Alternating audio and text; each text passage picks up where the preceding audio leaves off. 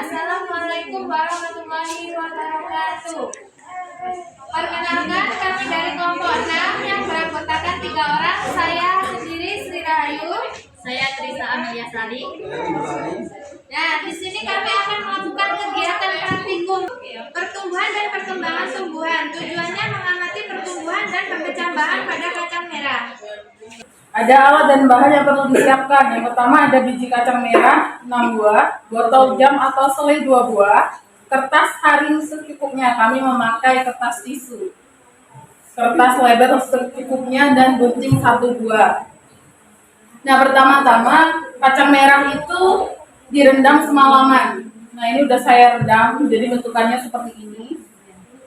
Yang kedua, kami melipat kertas haring yang setinggi botol yang digunakan. Yang ketiga, gulunglah kertas haring tersebut dan masukkan ke dalam botol selai sehingga menempel pada dinding botol bagian dalam. Bisa dilihat di modul halaman 1.20.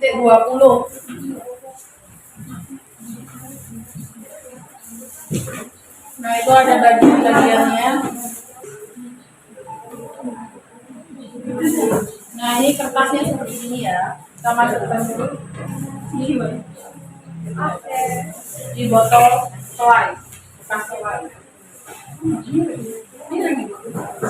Ini lurus Boleh. kayak gini.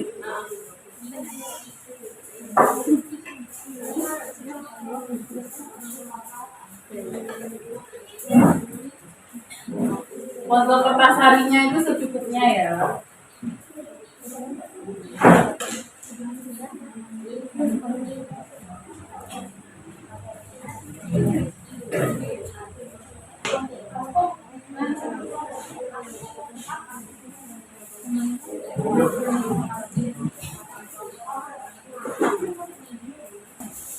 Nah, setelah itu kita siapkan biji kacang merah. Nah, setiap botol ini diisi 6 butir kacang merah.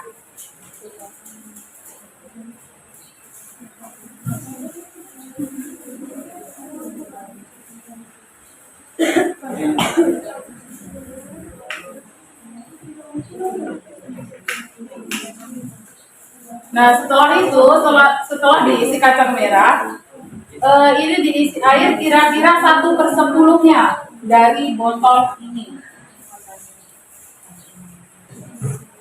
Ya, kita tuang dulu.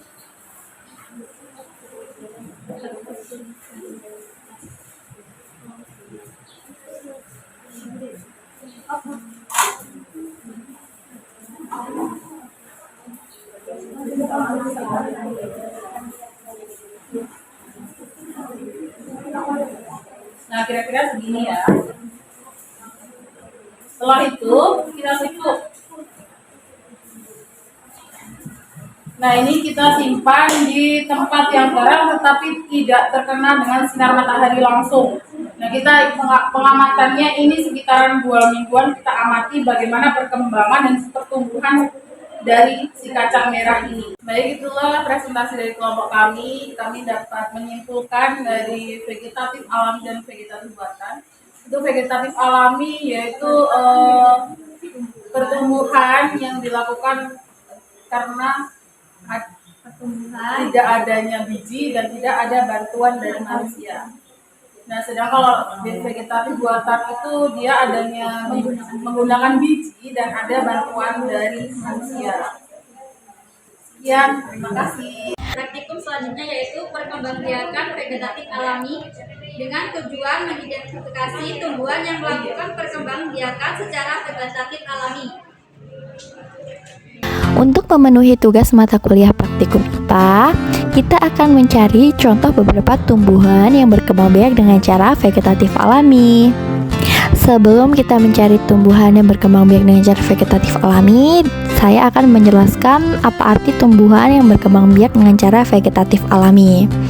Tumbuhan yang berkembang biak dengan cara vegetatif alami adalah tumbuhan yang dapat memperbanyak diri tanpa biji dan tanpa bantuan manusia, melainkan melalui bagian tubuhnya sendiri seperti batang, akar, daun, dan spora. Tumbuhan yang berkembang biak dengan cara vegetatif alami bisa melalui cara bertunas, akar rimpang, geragih, dan umbi. Berikut adalah beberapa contoh tumbuhan yang berkembang biak dengan cara vegetatif alami melalui akar rimpang atau rizoma adalah pohon bambu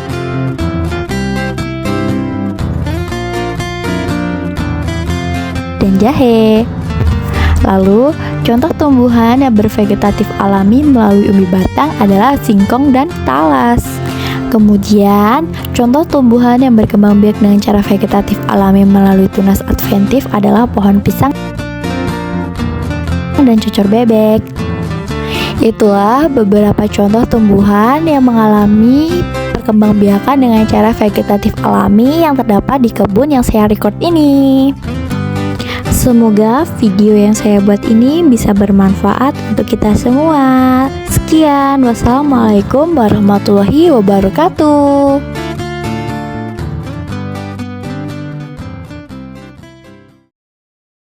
Praktikum selanjutnya yaitu perkembangbiakan vegetatif buatan dengan tujuan agar terampil melakukan perkembangbiakan vegetatif buatan dengan cara mencangkok. Mencangkok tanaman bunga kamboja guna untuk memenuhi tugas praktikum IPA. Tahukah kalian apa yang dimaksud dengan mencangkok? Ya, betul banget. Mencangkok tanaman adalah teknik perbanyakan vegetatif buatan yang bertujuan untuk menghasilkan tanaman baru yang sifatnya sama persis dengan induknya. Berikut ini adalah media, alat, dan bahan yang digunakan untuk mencangkok.